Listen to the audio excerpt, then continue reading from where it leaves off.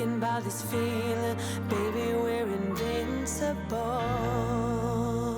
Hi guys, and welcome back to another episode of Rebuilding Notts County, the analysis days. I was kind of hoping we wouldn't have to make one this year. I had my heart set on us actually managing to win the Champions League, and I think I was kind of lulled into a false sense of security given that we did so well in our first ever season in the tournament. And I think that made me think that this year it was going to be a similar story. And I think it could have been, but little mistakes cost you here and there. And I still think, despite us only reaching, the quarterfinals of the Champions League this year instead of the semis, so it's not the end of the world. It's only one step back on that. I think we have improved overall. You can tell that purely from, we've got, 8 points more in the Premier League this season. And I know we didn't win the league this time, but I think overall the squad is improving and it's going to continue to do so. And I think next year we're going to be in a much, much better position to really push for stuff. But we still want to have a look at the analysis to sort of see where we need to improve. Now, end of the day, Jose Lawson-Garrett is obviously going to be our striker next year. We got through January, which is the main thing. He hasn't signed his new contract yet, but I believe he will towards the end of the month. So as long as we can get to that, and that also removes his release clause, and it will put him onto like 200 and something thousand pounds a week. He'll be here basically for the rest of the save at that point, I would have thought. Without teams bidding like 200 mil on him, I think we'll be likely to keep him. Now, this year, he got 34 goals and 14 assists in 45 appearances. I'm pretty certain that's less appearances than he has had in recent years. We can check this, though. So last season, he made 49 appearances. So actually, in fairness, it was the league that mainly cost him this season. He missed 4 league games this year compared to last year. Admittedly, 7 overall. It's hard to say, really. He got 39 and 49 last year, and he's got 34 and 45 this year. So I think he's probably had a relatively similar season. He got 14 assists this year and 15 assists in total last year. So overall, and you can see his average rating, though, was higher this season. So he has technically played slightly better and still is improving for me. And that's kind of where I want to go with him, really. I'm happy to obviously keep him as our main striker. I think he's got 131 goals, which means he's only a couple of goals away. In fact, we can see this here. 3 league goals away now from hitting 100 league goals for Notts County. And I think the record is 130 or something. And I think he's going to get that before the end of this save. That's really, really awesome. So let's not dwell on him too much, though. We're going to get going. So Hubanov, he'll be leaving in the summer. You can see he'll be joining Milan. Barely played this year. Hasn't really played a lot since he came in. But for a guy that we paid nothing for, I'm all right with that. Frees up a little extra wage budget as well. Giancarlos, of course, has had a solid season. 9 goals, 9 assists, and 53 performances. He's just an excellent footballer. 24 years old, Brazilian. Look at the amount of blue this guy's actually got about him. Yeah, I love him. I think he's great. I think he's one of the players that might require a new contract at some point soon, but I'm still pretty pleased with him. Again, overall, it's a relatively similar season to last year, but maybe a slight drop-off. A few less man-of-the-match winning performances, but he's still got 8 goals and 4 assists, so only 1 less on that. And in terms of overall, last year he ended up with 11 goals and 7 assists. This year, 9 goals and 9 assists. So pretty similar. He's been a bit more creative this year, which is interesting to see. I'm not going to do this for every player, but I just want to have a look at some of them. Nikolai Esperson. Gotta love our man. Contract up next summer, so we might have a look at him, but he has made another 45 appearances. It's amazing that he's not even made 100 appearances for us in the league yet. It feels like he's been here forever. But there you go. So we may have to start looking at other centre-backs, because you can see that we're all about the 3 stars here, and I'd like to go a little bit beyond that. Not sure how or who, but I want to take a look at perhaps signing another centre-back in the summer, moving on one of our many, many centre-backs. I don't know who exactly, but yeah, definitely an option for us there. Juan Tirso, it's his first full season at the club. I think he's had a solid one. Slowly over the course of the year, he's been trending in an upward trajectory, which is all I can really ask for him. 4 goals and 4 assists, but he has only started 12 matches, mostly been used off the bench. I think, he's only 20. I think he's only going to get better and to continue to improve in playing on that role on the left-hand side. Him and Darren Lever doing just fine. I think Tirso could long-term actually end up being the man that takes that role, because as much as I like an inside forward there, I don't think I've never found another player that actually suits that role yet. Inside forwards seem to be hard to come by, particularly on that side. We've got Kubek. Nobody really cares about him.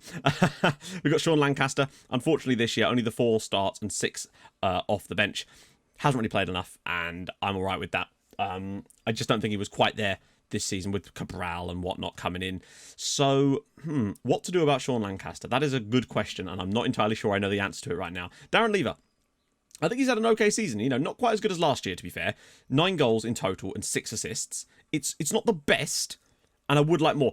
You can always tell that wingers have been the weakest point in this save, but it's just been so difficult to find good ones, basically. It just really, really has. So last year, he ended up with 12 goals and 4 assists. So this year, he's got more assists overall. He's also played more games this year, to be fair to him. But he has scored more goals in the league and got more assists. So he's had a better season. In fact, in the league, he has actually had his best ever season for the club. So I can't really fault him for that, but it just really does seem to rate down our wingers. They seem to have a lot of bad games.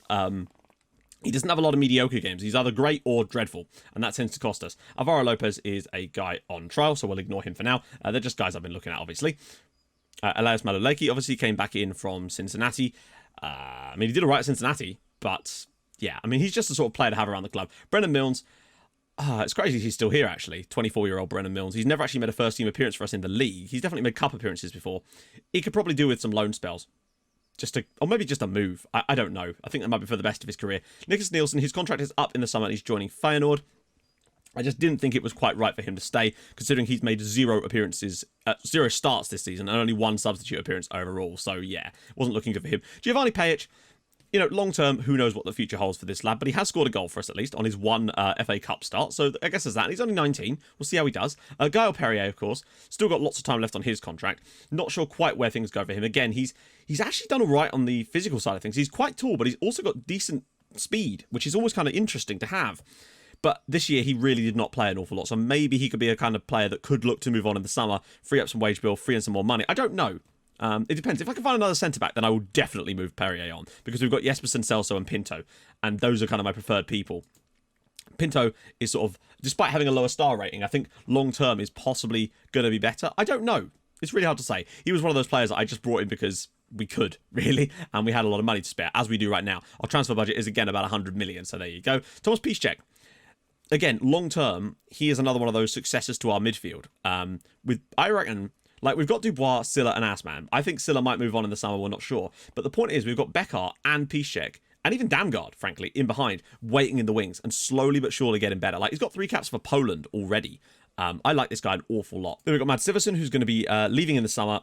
One I was quite highly rated about, but he just never quite... I think it's one of those things where you sign a player, but they don't join for 3 years, and then by the time they've joined, the squad has improved to a point where you no longer really need that player, and that's kind of the situation we're in with him, unfortunately.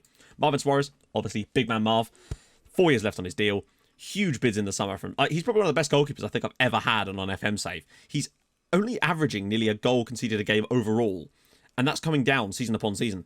It's crazy. I love him. He'll be going nowhere, and he's got a nice long deal too, which is very helpful. Silla... he's still got 2 years left on his deal. I feel like if there's a time to get rid of him, it probably will be this summer. And he has asked to leave. Wait, when did you do that? I don't remember him asking to leave. I tried to sell you and you said no. Okay, sure thing, buddy. So yeah, Silla might be one of the ones to move on in the summer. Rudy Ferguson, I've actually been pleasantly surprised with. He hasn't scored any goals this year, but he has mostly made substitute appearances. But he's got a decent amount of assists from those, which suggests to me that he's got that creative quality that someone that can play understudy to Jean Carlos should have. And I'm happy for him to keep playing that role, to be honest. Costel Troffin. I feel like Costel Troffin has had his best season for Notts County in about 5 years. His bravery, though, is shocking. And it's only getting worse, apparently. Still got that 1 cap for Romania, which is pleasing. He's even losing I think that's because of his injury, though, so that we might not read too much into that. This year, he got 7 goals in 8 starts. That isn't bad. Let's just look at his record. That's his best... Wait, what? Oh, yeah. Sorry, yeah. I was getting a bit confused there. So not his best ever Premier League season, by any stretch, in fact. But it certainly isn't his worst. That is for sure. It might even be the best... Yeah, it's his best average rating in a Notts County shirt was this year, of all seasons. Incredible. Last year, no goals. Had a little loan spell. Previous year, 1 goal for the club overall. At Cardiff, he got a couple of goals. This year, again, nothing. This year, he got 4 goals overall this year. This season, 3 goals. This year, admittedly, he did get 11 goals. But... yeah, I'm pleased with how Costel's done, and I guess his contract's up next summer. What do we do about that? Interesting. Let me know what you think we should do about that one. Pablo Acevedo. I think he's going to be long-term an excellent player because he's continuing to hold this 5-star potential, which is pleasing to me. So hopefully he'll continue to improve at left-back, and with the perfectionist personality could really start to take over that role, because we want a Greg Campbell kind of player on the left-hand side, and I think Pablo is that man. Anatoly Andreyashenko is, of course, a centre-back who will probably be leaving in the summer. I don't think he's quite got what I want long-term to be a big sort of influence for us, really, Paulo Assman hasn't played as many games this year because of the introduction of Beckar, but I still think he's done a solid job. And, he's going to be here for another 3 years anyway. Did not play well in the Champions League. He really did underperform in that competition. Let's see how he did compared to last year. So, obviously, was not even on the same level as he was when he had that breakout year. Last year, 6 goals and 13 assists. This year, 4 goals and 5 assists. He hasn't played as much, but he's still played reasonably well. But Beckart's played, I argue better than him, and that's probably the reason why, and we'll have a look at him in a minute. Bonanno, he's got a few goals, 5 goals so far this year, 4 in the FA Cup too. Fair play to the lad, he's definitely done that. Perhaps hasn't turned out quite as great as I would have liked him to, but I still wonder, given the game time, particularly as he's really stepped it up towards the end of the year, there might still be something to offer him, because sometimes this can jump up still, like we've seen with Darren Lever, so you never know. Jordan Beckart, I think year after year, he's still only 19. He's only going to get better. 6 goals and 5 assists this year. I would like to see a few more assists from our central midfielders, but I think as he gets better and better and better, he is going to start churning out the big numbers, and it's going to be impossible not to play him alongside Remy Dubois in the midfield. Simple as that. Cabral, I've been impressed with him this year. I know some of you guys questioned him a little bit, and I agree, and I still don't think he's perfect, but 10 goals and 9 assists is definitely better than the numbers Thomas Stepanek would have put up had he played this season. It's just inevitable. He's just been better.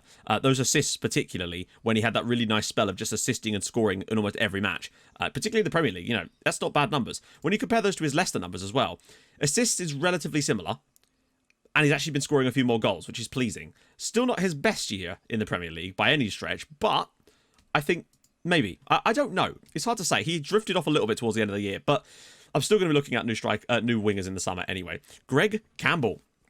I don't even know what to say about old Greggy, man. 3 goals, 7 assists. He takes free kicks, of course, so that is part of the reason for that. But I think Greg is great.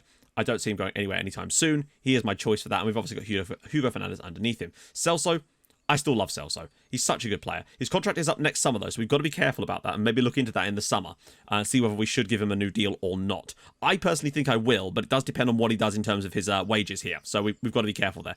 I wonder if we've got a lot of players that have got the argues with officials trait now. I think that must have come through mentoring groups, and that's a bit annoying. It might explain why we've been getting more yellow cards recently. Only the 6 goals this year, but to be fair to him, that's still not a bad return. It's about average for him. In fact, he's had his best ever year as a Notts County player. So there's that. Andreas Damgård scored a few goals for us this year, mostly off the bench. Started a couple of Carabao Cup games, got a goal in the Premier League. I like him. I don't know how well he's going to achieve on top, but he's an interesting player that can play in multiple positions, which is nice. Obviously, we've got Augustin de los Santos, who's got that injury. He's been out for a while now. Hasn't really made as many games as I would have liked this season, but I still think, long term, he does have potential to really go places with this team. He just needs game time, and I'm hoping next year he could get some of that, because I think maybe he is the long-term successor on that right wing side. We need to develop them ourselves. Cheryl Duvall, he still has 1 more year left on his contract. I don't see him being any use to us, really. Obviously, Gogolkan, Keskin, he's fine. He's fine. That's the best way to describe him. He is fine. Hasn't really played enough this year because we haven't had a lot of injuries in the left-back spot for once. So it's been nice that we've not had to actually have him there. Alan Drina, of course, will be leaving at the end of the season anyway. And, of course, my man, Remy Dubois. He's had some spikes up to being excellent, but he's still had a pretty damn solid season. Only 3 goals and 3 assists this year. Not his best, but overall, he's still put in some solid performances. His Man of the Match awards, I think his key passes is sort of the key thing for him. He's not really a big scorer of goals now. He's more of a player that keeps things ticking over. Hadi Aslami went on loan to Fulham, scored a few goals, kept them up. Hugo Fernandez, of course, still improving on that right-hand side. Long may it continue. It's going to be a great battle between him and my man, Greg Campbell. Ricky Griffiths still out on loan at Bolton, still has 1 more year left on his contract, amazingly. And we're back to Nelson Guerra. Right, let's get into the squad stats quickly. I think I spent a bit too long on that last minute, so we're going to try and just breeze through this and look for the key things, essentially. The form is irrelevant. Average possession, we're normally about the middle of that one. We did have 7 penalties, and we scored 6 of them, so not too bad. Annoyingly, though, the one we missed was the only penalty of the season we missed, the last day of the season. Obviously, we missed them in the Champions League too. Headers 1, oof, we really don't do well on that. 89 yellow cards. It's been over 100 before, so I'll take it. And also, only 2 reds this year was definitely better. Maybe we're just dominating a bit more. Not a lot of goals being scored in the league, to be fair. We've topped it with only 76 goals, which isn't that many in the grand scheme of things, but we've done it, nevertheless. Cross completion, I wish that was slightly higher. Crosses completed, though, is better. God, imagine if our cross completion was even anywhere near Liverpool's. We'd have completed about 500 crosses. Goals from corners, 9, not too bad. Direct free kicks, 7, holy shit. Indirect free kicks, we're still doing okay on that, but we're not dominating them as much as we once were. Passes completed, we're pretty low on that because we like a bit of a... But this is a good sign still. Still dominated the number of chances created in the league. And ironically, Liverpool did not create that many chances, but were just putting the goals away with their clinical finishing, it would seem. And Cardiff created 84 chances this season and were relegated last. I mean, that is insane. It doesn't, it shows that it's not the be-all and end-all, but it's a pretty good indication. Shots on target, we had the most of any team in the league. They actually had the best conversion rate too. They scored a decent amount of goals for a team that got relegated. They just couldn't keep them out, which is probably their issue, I'd say, more than anything else. They were a pretty decent team in terms of going forward, but not from the defensive standpoint. Dribbles per game, completely out in front now, which is nice. Defending, Liverpool were very, very strong defending. This is what got Cardiff relegated, really. It was this, the 106 goals conceded. That's what did them. 30 goals. I don't know if that's our best defensive display, but it's definitely getting there. We are looking better. Still managed to concede 9 goals from set pieces, though. Probably a few penalties in there, too. So it's about 30%. It's usually where it is. We want to be getting down towards these guys, really. But, I mean, this is insane. Conceded from corners. Wow. None for Newcastle. That is impressive. Cardiff, 16 times. Wow. We've definitely conceded a couple of those. Yep.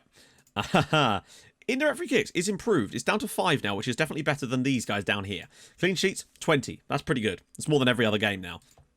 That has to be our best. We make a lot of fouls. We do not win a lot of tackles, though, as this kind of goes to show. Well, we only conceded 1 penalty all season. That's actually pretty good. And Man United somehow conceded none. 12 times Southampton did it. Jesus.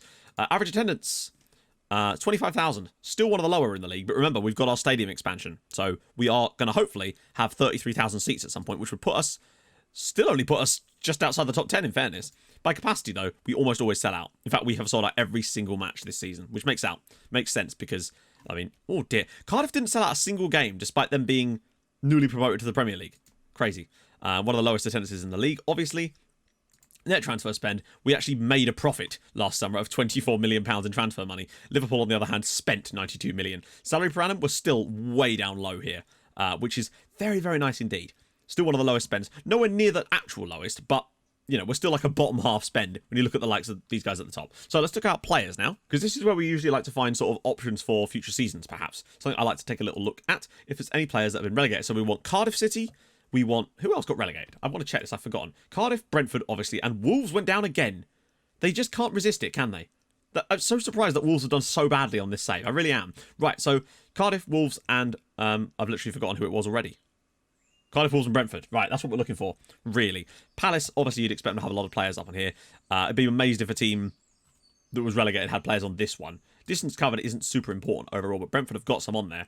Distance covered per 90 minutes. Denis Demchenko definitely can get about a bit, can't he? He's a left-sided player. He's just not great, is he?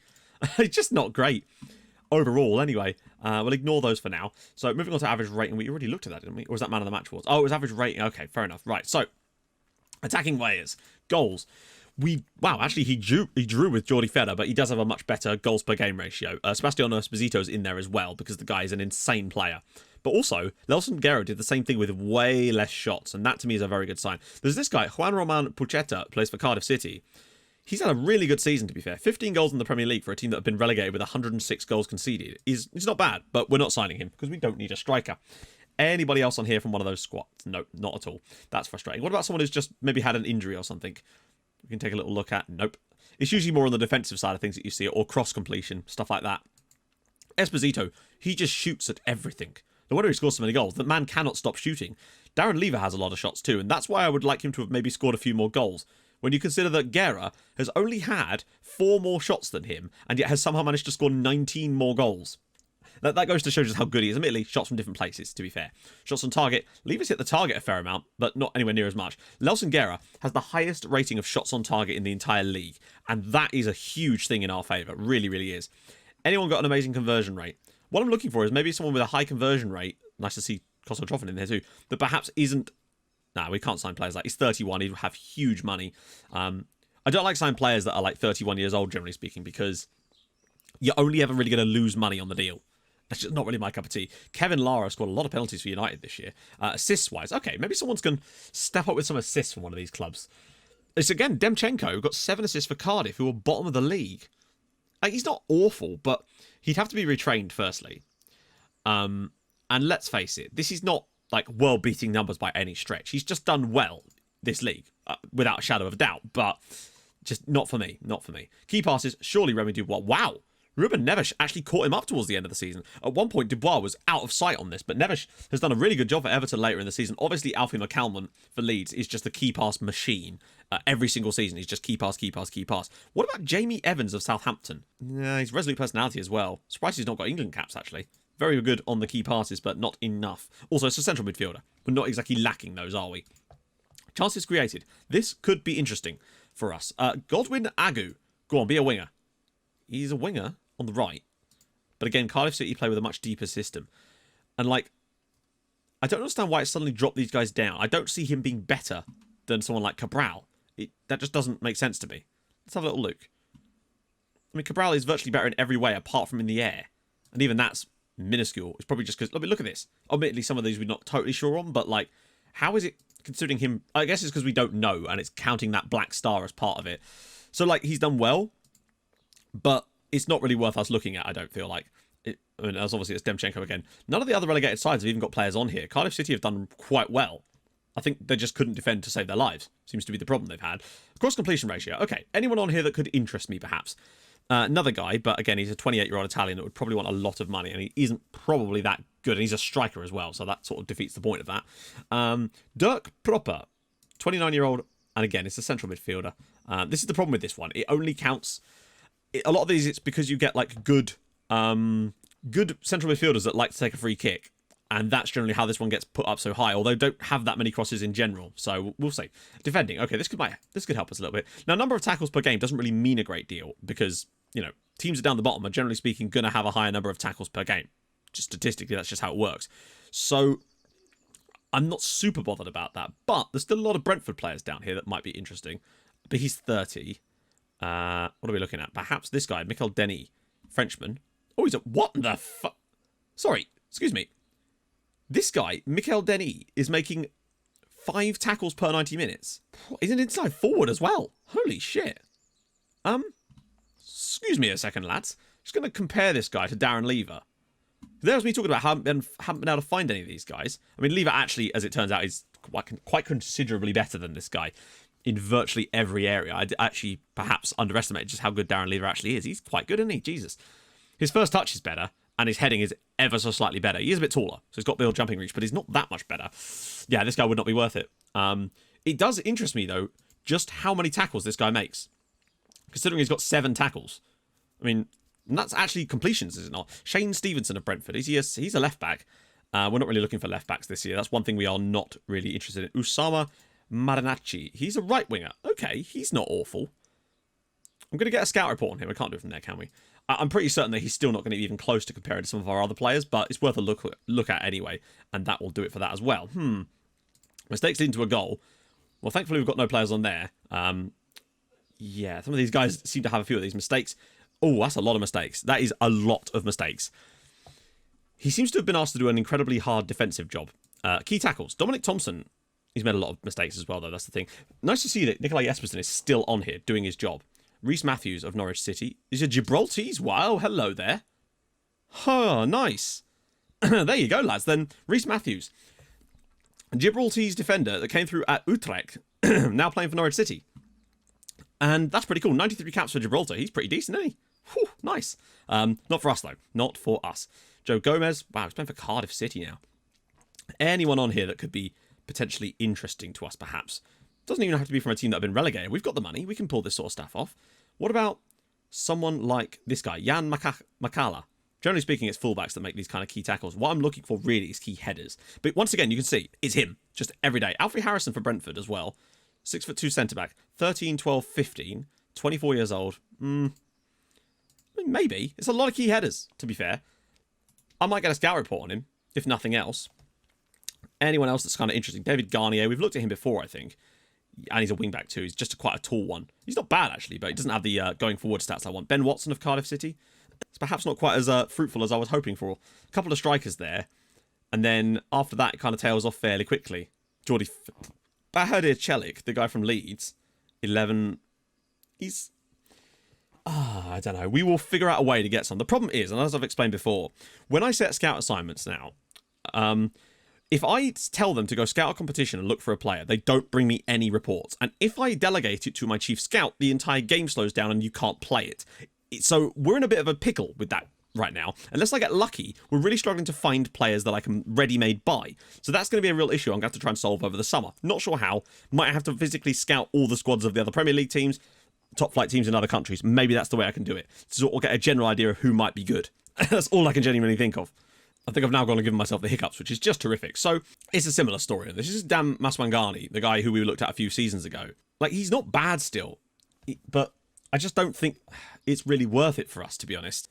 Right, that's enough of that. Let's go and look at the squad. This might be a little bit more of a condensed one because there's a few positions that I really want to look at and the rest I'm fairly comfortable in. So, as for centre-backs, it's quite hilarious how they're all basically matched up evenly, but that does suggest to me that we need some new blood here because our youngest one is 24 and we've not got anyone that's like really maxing out their career now at like a 4 or 5 star kind of player. Sorry, I do excuse the hiccups and my apologies.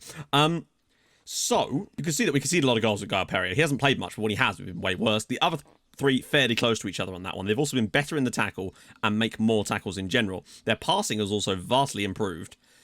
Make more key passes, but still Pinto's lagging a little bit behind. Worse in the header as well than these guys. Not by much, but enough. Does love a bit of a dribble, though, in fairness to him. Cross completion is irrelevant for a centre-back. Got a couple of assists. That's okay. We score more goals with it. I mean, Perrier, you could he has to go. I know he hasn't played that much, but when he has, we've been poor. And that's so obvious here. And maybe I'm being too harsh to him. I don't know, but we win more points with him in the team. We concede way more goals, and we score way more goals without him. So I think stands to reason. Perrier, I think I need to move on in the summer. We'll get some big money for him, hopefully, if we can do. And he wants to leave anyway, I think, so that's fine. But I do want to try and find a first-choice centre-back to maybe come in over the heads of some of these guys, just to sort of give us a bit more strength there, because I think we are starting to lag behind a little bit in the defensive zone, and that might be what does the trick for us overall next year in some of the more difficult matches, is having defenders that can take control and do their job. Celso's made way too many mistakes this year for me. 51 in total. In fact, way less than Nikolai Jespersen, considering he's actually played more minutes. Jespersen's made more mistakes into goals, but Celso I've seen made so many mistakes that the game might not have counted as, but I've seen them. And that's what matters. Right, we'll go look at right backs and left backs as well. I don't really want to change those positions, but I still want to have a look at their stats. In the grand scheme of things, we're actually in a pretty good position with our fullbacks. I like the situation we're in. We've probably never been in such a strong position with our fullbacks as we are currently. I think we've got really comfortable starters in both positions with Pablo Acevedo. I think he's the youngest, but he's got a long way to improve, and I think he can do it. And Greg Campbell, who's phenomenal already. And he's got an incredibly good understudy in Hugo Fernandez, who's nearly as good as him anyway. And I want to see how he does for the entire season. And Keskin, yeah, he's not brilliant, but he could do a job for us. You can see he's still put up solid numbers when he's played. I can't really argue with that. In fact, you could argue he's actually been better, but maybe because of the opposition, I don't know. We'll have a little gander. So, defensively, Campbell and Acevedo have done the best. We concede less goals with them in the team, which is a good sign, stands to reason. Tackles-wise, they're all relatively solid. Passing, again, all relatively good. Acevedo doesn't really like to make a pass, but they're all not too bad on the key passes either. Obviously, Keskin is better in the air than the rest of them, and that is a nice feature to have, that ability. The rest of them are kind of all much of a muchness. Keskin can definitely do that defensive ability, not too bad, but he does seem to lack in other areas, perhaps with the ball at his feet. From a crossing perspective, Campbell is actually the worst by a comfortable distance, 11 crossing compared to Fernandez's 15. I mean, that makes sense as it happens. But Keskin and Acevedo are very, very close with his 11 and Acevedo's 10. So they're getting better numbers, but maybe that's because they're finding different players. I don't know. Greg Campbell is not much of a creative player, but you can see that he's much, much better in the dribble. However, I believe Fernandez has just got a new PPM that might allow him to boost that quite a lot because he's going to be able to go past people using his athleticism rather than his dribbling ability. So that's good to see. I'm pretty pleased with this. Although I would like this to be a little bit higher. I understand why it is where it is. And the fact of the matter is he's still got 7 assists and he's matching Acevedo on that one. Keskin's managed to get one. Fernandez has got none. That's concerning, considering his crossing ability. And I think that might be a bit of an anomaly considering he's created more chances than anyone else in the team. We don't score anywhere near as many goals when he is in the team, so that is something worth looking at perhaps. He's got a couple, well, one himself, but we do win a decent number of points with him. So it's not, frankly, I'm very comfortable with the way that our wing-back positions are on both sides right now. Like maybe an understudy to Fernandez, but not Fernandez, to Acevedo, but it really is not a priority of mine right now. I think a first-choice centre-back, if I can find one, would be nice, but I'm completely happy with the full-backs on both sides and their understudies. So happy with that. So let's move on to the central midfield. Again, an area I am completely satisfied with, but we'll have a look at it anyway. Okay, so a fair number of players to compare. Obviously, some of these guys have not got a lot of minutes under their belt, the likes of Silla, Damgård, and Piszczek, but I still want to see if they're maybe verging on some okay numbers to make me think that they might be ready to move up a little bit. Once again, I think we're in a good position with this. We've got some young blood coming through, some consistent first-team players that are putting up decent numbers. That's all I really want from that position. I still think Silla is the weak link, though, that will probably move on in the summer because the money's there and he's just not performed when he's actually been put in the team, whereas these guys have. Now, it might be against weaker opposition. I don't know, but we'll see. So, team conceded per 90 minutes. Now, it's not super important, but amazingly, okay, he's only played a game and 3 substitute appearances, to be fair to him. But that's still quite impressive that we've actually not conceded a goal with him on the pitch. It's still interesting to note, considering, yeah, I'll take that. It's Silla as well. But again, it sort of comes down to it. Weirdly, Damgard, we have got the worst record. So, it maybe gives us a little bit of a lack. But he's been playing out of position a bit when he's played. I've often deployed him on the wings rather than in the middle. So perhaps not take too much of a look at that one there. Piszczek, though, not great on the interceptions. Everyone else is putting their shift in there, particularly my man Beckhardt. He really is sticking his boot in, which is a big difference between him and Assman here. Beckhardt's got that defensive capability as well. And I think... Actually, no, I can't even explain that. Decent tackles all round. Pass completion, relatively solid for the most part. Still doing a decent job. Assman down towards the lower. And again, Beckhardt better with the passing. Key passes, however. I mean, this is silly. This is Remy Dubois, 3.16. He is over three key passes per game. But the key thing for me is that Thomas Piszczek, who I feel like is the natural successor to Remy Dubois, is also already putting up Dubois-like numbers again over a very short period of time. But it's nice to see that he's had that effect on games when he's been had a chance to put himself in the team. And I think long term, he could in fact be the successor to Remy Dubois because he's already doing the numbers. Silla, still not doing badly. And what I would say is Assman does have a bit more creativity, it would seem, than Beckhardt. So definitely worth taking note of. And not only that, Piszczek's got a bit more height in the midfield to dominate slightly. So he gives us a different dimension to other players, perhaps. So there is that. Wins a decent number of headers too. So certainly worth noting. Dribbles per game? Damgard decent, but he's played on the wing. Beckhardt loves a bit of a dribble, even more so than Paulo Assman, which is a good sign. Because one of the things I liked about Assman in that role is his dribbling ability. So the fact that Beckhardt's been even better than that is a good sign. Dubois, Piszczek I'd rather compare to Dubois, and again, he's putting up relatively solid numbers just with better aerial ability so far. He's got an assist. He creates a lot of chances too, but again, small sample size, so we've got to be careful with that one. But what I would say, maybe it's just pure luck, I don't know, but that is a huge difference. Dubois is very good at key passes, but usually speaking, he gets the hockey assist. Maybe Piszczek's a bit more direct, and instead of looking for the hockey assist, he's looking for the direct pass. So perhaps that's how he could even improve us in that way. We score a lot of goals with him on the pitch, and not so many with Remy Dubois on the pitch, but again, small sample size. Still, it's very, very pleasing. It's encouraging sign to me. They're all doing okay on this one, to be fair. And in fact, Silla, the best. But, I mean, for me, I'm happy with this setup we've got right now. Like, I think Assman and Beckhardt can alter change on the right-hand side of it. Dubois and Piszczek can alter change on the left-hand side of it. Damgard can play in all kinds of positions. And I just think that leaves El Hadji Silla out in the cold. And I think he's a player I'm going to look to move on in the summer because... for the good of his career, I suppose, particularly if he wants to leave. If we could get like 40 million, I know we had 62 million pound bid from China, but that ain't going to happen again.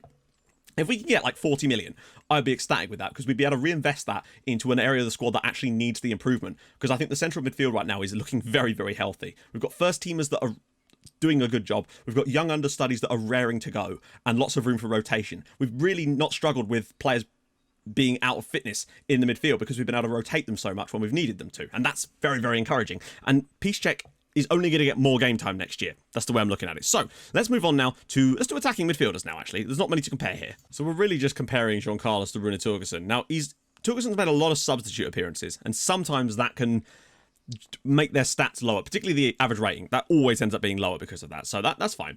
What we're really looking at is how is he doing defensively? How is he comparing to Jean Carlos? Over 1,000 minutes of football. You know, concedes slightly less goals, but not a great deal, Mike. He's matching him for interceptions. Tackling is a little bit worse. Few less tackles overall. Passing is solid. More key passes. The guy does love a key pass. And I think that's borne out quite nicely when you look at the number of assists he gets per 90 minutes. Jean Carlos is more of a scoring player, I would say. As you can see, the fact he's got 9 goals compared to none. But Torgerson looks like a better passer of the ball, perhaps. I don't know what this passing actually is. It's 16 with vision of 16. Jean Carlos is passing of 16 with a vision of 18. So interesting. I think long-term, Torgerson could possibly be a better creative outlet there, but perhaps less from the going forward perspective. Not as good in the air, doesn't dribble the ball as much. His crossing is still decent, and his chance creation is very, very high. What Torgerson does well from this, clearly, is create stuff. He's not going to score goals for you.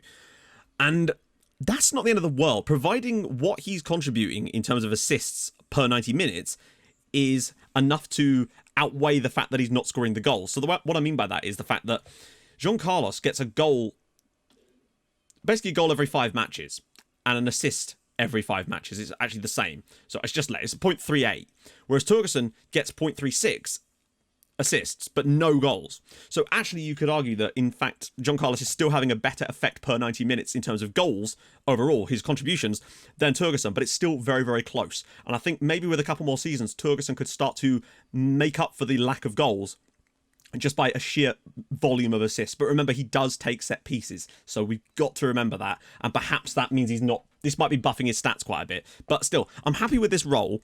I think John Carlos is here to stay, hopefully. I might look for another player in this role, but I'm still quite content with it right now. I think Torgerson is a happy understudy, but we are maybe lacking a few players coming through in that role. I don't know. We've got other players that can play there, but I still think maybe one more youngster, like a 17-year-old, maybe to come in and sit in behind these two. Anyway, wingers. This is huge, because this is where we really need to look at signing players this summer. So I wouldn't normally do it like this, but because the wingers is the problem child, I want to compare like for like rather than comparing all the wingers at once, because I think it's important. Now, it's also important to note that Tirso would have played as a winger, Lever as an inside forward, so they may have slightly different options. You would expect... Actually, I was going to say you'd expect Tirso's crossing ability to be higher in terms of cross completion, 13 crosses to 13 crosses. So actually, that kind of makes sense. So, we're better defensively when Tirso was on the pitch. And he started enough games for me to take that seriously. He's not as good at interceptions, though. His tackles are better. Tackles overall is just about the same. Key passes are roughly the same. He's slightly better in the air, but it's still bad in general. The dribbling is about the same. Cross completion is about the same. But Tirso is definitely creating more assists per 90 minutes and more chances. Now, I think that for me is simply because Darren Lever is the type of player that's more likely to drive towards things. And one of the things I've been looking at this is thinking about the idea of perhaps what would we do? What would the difference be if we put him on attack? I'm trying to think what the difference is. So it would add... His vision would be less important, and his finishing would be more important. That seems to be the only real change. I'm kind of wondering if maybe we could get more out of Darren Lever if we actually get him into slightly more advanced positions slightly faster. And now that we're a more dominant team, having an extra attacking role probably isn't the end of the world. What I mean by that is, so switching this role here, I know we've got Celso here, it's just because of the way I have to set it up for the filters, so that we can filter out certain people. You have to put players in the squad in weird positions. So what I want to try and do is perhaps instead of going inside forward here with support, with the support duty, inside forward will cut diagonally into space behind the defence and play through balls or take long shots if the opportunity arises. We'll run directly at the defence with the options of shooting, passing or crossing as he moves into the final third. I wonder if... Obviously this is on Celso, so ignore the bits with the arrows. I wonder if having him on attack wouldn't be the worst thing in the world, because his long shots are okay, but I just want to get him a bit closer, because the fact is he only has 12 finishing, but he does have good anticipation, decent composure. I don't know, part of me thinks that we might get more out of him by getting him that little bit further forward and preventing him from getting tangled up with other players. So, it's just a theory. I might try it out over the summer. We can always move back to it, have to remind me. But yeah, that's something I've been thinking about doing, because I think we could get more out of him just by getting him that tiny little bit further forward. And instead of... Because at the end of the day, our right-hand side players, the wingers and the fullbacks, are aiming crosses to the far post for our inside forward. But if he's on support, he may not always be in that position. And I think we might be able to increase a lot of our attacking threat by having him get into the far post. Just an idea. But I think it could help us too. It'll free up a bit more space for the left back too. You know, it's just an idea. So that's something we might give it a shout to trying as well. But again, they've both done really well this season. I feel like long-term, perhaps Juan Tirso could be the man. But I do think this system kind of works better with an inside forward. We'll have to see. I will look at some inside forwards over the summer, but it's going to be really difficult to do, frankly. It's so difficult to find players at the moment due to the way the scouting system seems to be a bit broken, to be honest. But I might just literally have to scout every single sort of first team player from the big squads of every single big team in the country. That's the way I'm going to do it. Might have to do that. And by that, I don't mean like every single player. I mean like I'll just get a scout report, a brief little card on every player, and then have to do a bit more manual research. But that's fine. I like doing that kind of stuff. We might be able to find ourselves some gems, particularly if we go to like the Portuguese leagues, perhaps. We found Dario Santana there before. Maybe we could find another legend. So on the right, it's Cabral, De Los Santos and Lancaster. I still want to see what Lancaster's numbers are like. I think it's important because he has still started 4 games. Now, how many in the league? 3 in the league. Like, this isn't bad numbers. I still want to have a look. He's the second oldest. So what I'm really looking at, in theory, in my brain, it should be Cabral should be dominating, Lancaster should be sort of there or thereabouts, and Augustin should be showing some good stuff for the future. That's kind of what I want to see from this. So, defensively, worst with De Los Santos, fine. But Lancaster, slightly better. Makes more interceptions as well. His tackles 1 is slightly better. He's winning an awful lot more tackles. He's making more key passes per 90 minutes. Only just slightly, though. Bit worse in the air, so that's a good sign there. Slightly less dribbles, but they're all in a reasonable level, to be fair. And his cross completion is 25%. That's very, very high. Cabral's is surprisingly low for a guy that's got 14 crossing. De Los Santos has 15 crossing, and Lancaster has 10, and yet has the best crossing percentage. But that could be he's literally put in 4 crosses, and one of them was successful. So we will see. But assists per 90 minutes is, again, reasonably good with Cabral. Chances created is reasonably solid. We score a lot of goals, frankly, with all of them in the team, to be fair. But Lancaster particularly, he's not the best in terms of goals himself, but then again, he hasn't played that much. So, in fairness to him, like, he is a very strange player. Like, you wouldn't imagine that he'd be fantastic, but he just seems to have good stats. He puts up good numbers when he plays. He got a goal in the Champions League. I think that was against Leverkusen or something, wasn't it? I mean, I was on the fence about maybe selling him, but I actually think that there's no reason why he shouldn't stay now. So, the way I'm looking at it is, I'm going to concentrate most of our funds on wingers, because I like what we've got, and I think that De Los Santos and Tirso are good for the future. I think Lever could maybe be rejuvenated even more with a slight role change. I think Cabral is not going to get any better than he currently is, and he's doing decent jobs, but he's at best a placeholder for now. Lancaster's just somehow able to put up solid numbers, but I feel like this is about as good as Lancaster's going to get. And bear in mind, this is still very good, but it's not going to win us a Champions League good. I think the main position where we need to find a world-class winger is the right-hand side. The left-hand side, I'm actually pretty pleased with still, but it could be better. But I do wonder if that role change could do it for us. But I think if I'm going to spend a load of money, it's going to be in this right-hand side. Don't know how, but we're going to find a player that... I mean, what do we even really want? I want a guy who's maybe slightly taller, but it doesn't really matter that much. Say like 5'9", 5'10", maybe. But he still needs to have like 18 on these. I want him to have like 16, maybe 17 crossing. Good dribbling and first touch as well. And also solid passing as well. And vision, potentially. We kind of want the perfect winger. Maybe not vision, actually. I want him to have all of these. So crossing, dribbling, first touch, passing. Maybe even technique. 15 at least on technique. Probably 16 or 17 on all of these, and then like 18s on the acceleration. That's kind of what I'm looking for, generally speaking. So if we can find some players like that, maybe, just maybe, we can start to make some big moves. I don't know. I might have to try and see if I can filter on the player search, and if we know that information, we might be able to just scout a load of players that could potentially fit into those brackets. So that's an idea as well, to give that a little crack too. So yeah, we'll take a quick look at Guerra as well. While we're at it, we may as well have a look at our strikers. So here's our 3 strikers that have played minutes for us this year. They've all done okay. Bonanno, you could argue, has done better than okay in some respects. Like, that's a decent rating for... How many games has he played in the league, though? Only 4 substitute appearances, whereas Kostel Trofin actually started 7 Premier League games. So you've got to kind of take that with a pinch of salt. And Bonanno, he played all of his starts were in the Emirates FA Cup and Carabao Cup. So, yeah, we've got to be careful with that. Defensively, like, reasonably solid, and Trofin actually did a very good job there. Interceptions-wise, Bonanno's done all right. Tackles-wise, they're not really big tacklers, but Kostel Trofin does love a tackle. He can pass the ball nicely as well. Bonanno doesn't mind a key pass, but Kostel Trofin is very much against the key passing aspect of things, which is surprising because he used to be super all right with his passing, but I guess Guerra is just a lot better. 11 passing. It's the vision, I think, that really helps him with that. Bonanno, I think, has decent passing too. No, he actually doesn't, surprisingly. How he's managed to get that many key passes as it happens. Trofin is better in the air. That much we already know. He's got that height and he can win a few more headers for us, which is helpful from time to time. He's scored some. Scored the one against Chelsea. His goal against Manchester United was a header as well. Not so good on the creative side of things. Obviously, Guerra's decent because he takes set pieces. Bonanno's not bad on the assists either, and he doesn't mind a chance creation either. We can see we score a lot of goals with him in the team, but that's mostly against like Fleet United and such, so we got to be careful with that. End of the day, Guerra is our main man. That much we know. Bonanno and Trofin are just sort of here as his understudies. I will try to find like a 3-star striker to bring in perhaps to play underneath him, but it's so difficult. Maybe now we're in a position where we could actually bring in another striker that's solid to play back up to Guerra, and he would actually be okay with playing very few matches, because Guerra seems to not get injured very much. So I might try and do that, but it's not going to be my top priority. Let's put it this way. Like, my top priority is a right winger. Massive priority. Priority number 1 is right winger. Priority number 2 is left winger, potentially, or first choice centre-back. Priority number 3 is, I guess, a backup striker. Maybe another backup goalkeeper. I don't know. But that's implying we don't lose anyone. We might not lose anyone. Generally speaking, we've done all right in losing players when we want to and keeping hold of the ones we do. That's one of the things we've been quite fortunate with in this save. We've not had any like board overrides. We've not had any big player mutinies. Generally speaking, having strong characters in the dressing room that players like and have been captain for ages makes a massive difference in terms of keeping players at the club.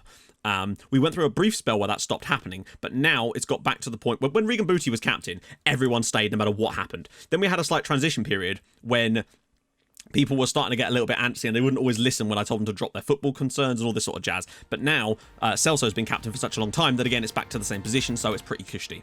So, the word of the day this time is going to be sausage roll, on account of the fact that I didn't get to eat the sausage roll I was promised myself on stream yesterday. So, yeah, I'm going to probably go and enjoy a nice sausage roll while I go and do some transfer window goodies and hopefully come back with some good stuff for them ready for the start of season 13 of Notts County. It's going to be a fun one. I hope you guys are still along for the ride. So, yeah, use that in a sentence if you can. And if you've enjoyed this video, drop a like on it, that would be tremendous. If you're new to the channel, subscribe, that'd be fantastic as well. And as always, hold your gun, capybara. Thank you so much for watching. Bye-bye.